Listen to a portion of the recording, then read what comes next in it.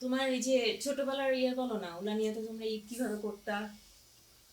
উলানিয়ায় রোজার ঈদ, কোরবানির ঈদ। আমার ফ্রেন্ডলি মনে পড়ছে আর কি, একেবারে একদম কেন রোজার ঈদ করো না মানে? করেছি, রোজার ঈদও করেছি, ঈদের ঈদও করেছি, হুম, কোরবানিতেও করেছি। তো মানে আমি একা একা ঈদ করছি সেই স্মৃতি আমার কাছে খুব পরিষ্কার না, কিন্তু আচ্ছা। তোমার কিন্তু বোনদের মায়েরুরা হুম। হয়েছে আহ, বড় ফুপু তোমার কত বছরের ছোট? 3 বছরের ছোট।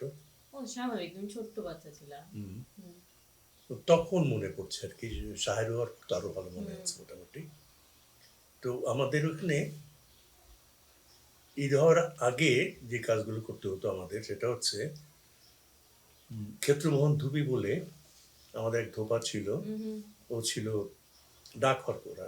ডাকঘর করা মানে পোস্ট ম্যান। হ্যাঁ, পোস্টম্যান মানে রানার ছিল। পাতারহাট থেকে উলানিয়াতে নিয়ে আসতো, ওখান থেকে নলগোলা যেত, নলগোলা থেকে আবার তুলে নিয়ে আসতো আর কি। কিন্তু আমাদের ধুপি ছিল, সে আমাদের জমি জমি ভোগ করতো এবং আমাদেরকে জামা কাপড় দরকার মনে করলে ধুয়ে দিত, ইত্যাদি ইত্যাদি। আচ্ছা আচ্ছা। তো আমরা আগে থাকতেই আম্মা এগুলি করতো, জামা কাপড় ওকে দিয়ে দিত হুম। যদি নতুন কাপড় না হয়। হুম। হ্যাঁ, এটা অবিশ্বাস্য মনে হবে, নতুন কাপড় হবেই এটা কোনো নিশ্চয়তা ছিল না। হুম। হুম। তবে হতো, মোস্টলি নতুন কাপড় হতো। এটা আব্বার মেজাজের উপর ডিপেন্ড করতো। আব্বা যদি আসতে পারতো, হুম। আব্বা was very busy with his politics. আচ্ছা, তার মানে অসম্ভব ব্যস্ত ছিলেন উনি। কিন্তু অল ট্রু। স্মৃতিতে আছে তোমার যে ওনার সাথে ঈদ করেছো? হ্যাঁ, অবশ্যই। আব্বা দেখা গেল ঈদের আগের রাত্রে এসে উপস্থিত। ও, এটা তো আরো বেশি মজা, হ্যাঁ, সারপ্রাইজ। এই সারপ্রাইজটা তার ছিল। হ্যাঁ। বাপ্পার নাই এগুলোর সারপ্রাইজে। আর 2-3 দিন আগে যদি আসতো, হ্যাঁ। তাহলে ঈদ কিন্তু আমাদের তাও 2-3 দিন আগে থাকতেই বাড়িতে শুরু হয়ে যেত।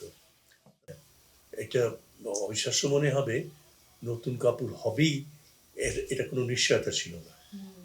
হুম। তবে হতো, মোস্টলি নতুন কাপড় হতো। এটা আব্বার মেজাজের উপর ডিপেন্ড করতো।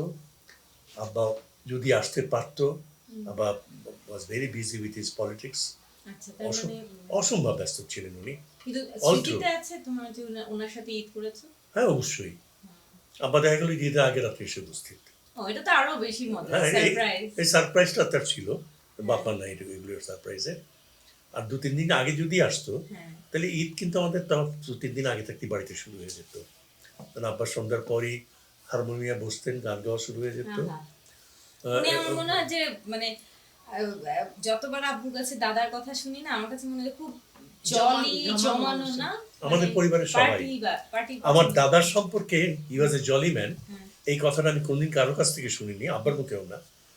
কিন্তু আমার দাদার বাবা Abdul Majid Chowdhury he was a very jolly man. Hmm. Hmm. He was a very jolly man. এবং হাসন রাজা, তার নামটা শুনি বোঝা যায়। হাসন হাসন বলে ঠিক, আসলে হাসন রাজা, হাসন রাজা ঠিক না।